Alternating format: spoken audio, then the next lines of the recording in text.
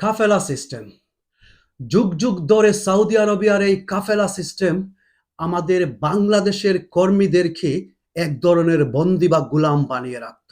Saudi আরবে যখন একজন মানুষ একটা ভিসা বা একটা স্পন্সরশিপ নিয়ে চাকরির জন্য দেশ ছেড়ে সৌদিতে কাজে যেত, সেই কাফেলা সিস্টেম অনুযায়ী তাদের পাসপোর্ট সেই কফিল বা সেই এমপ্লয়ারের কাছে জমা রাখতে হতো। তাদের কোনো স্বাধীনতা থাকতো না, তারা যে কোনো সময় দেশে যেতে পারতো না, তারা চাইলেই তাদের চাকরি বদলাতে পারতো না। তারা যেন সেই কফিলের কাছে, সেই এমপ্লয়ারের কাছে জিম্মা হয়ে যেত। তাদের স্বাধীনতা বলতে কিছুই থাকতো না। অনেক ক্ষেত্রে ওদের বেতনটাও টাইম মতো দেওয়া হয় না। কিন্তু আর নয়, হিউম্যান রাইট অ্যাক্টিভিস্টরা এইটার জন্য যুদ্ধ করতে করতে, এইটার জন্য প্রোটেস্ট করতে করতে কিং সালমান এখন সিদ্ধান্ত নিয়েছেন সেই কাফেলা সিস্টেমকে এখন বন্ধ করে দেওয়া হবে। এই 2025 সালের জুন মাসে আইন পাস হয়েছে। আস্তে আস্তে সৌদি আরবের সেই কাফেলা সিস্টেম বন্ধ হয়ে যাবে।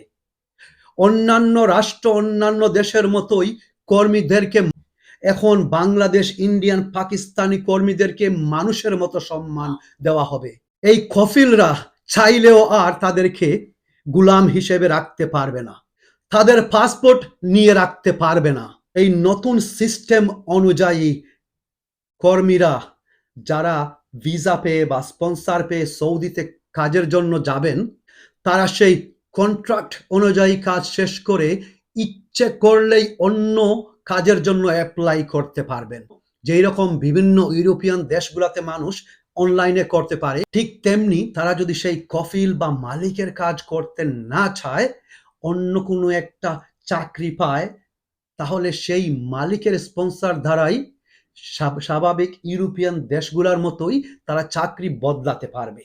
চাকরি না করতে চাইলে অন্যান্য ইউরোপিয়ান দেশগুলোর মতো নোটিশ দিতে পারবে, যখন ইচ্ছা তখন ছুটির জন্য আবেদন করতে পারবে। সেই কাফেলা সিস্টেমটা উঠে গেছে। যদিও আমি প্রিন্স সালমানের অনেক কিছুতে একমত না, কিন্তু এই কাজের জন্য ওনাকে আমি সালাম জানাতে ইচ্ছে হয়। এইটা কি আমাদের বাংলাদেশি প্রবাসী ভাইদের জন্য একটা সুখবর? আসসালামু আলাইকুম।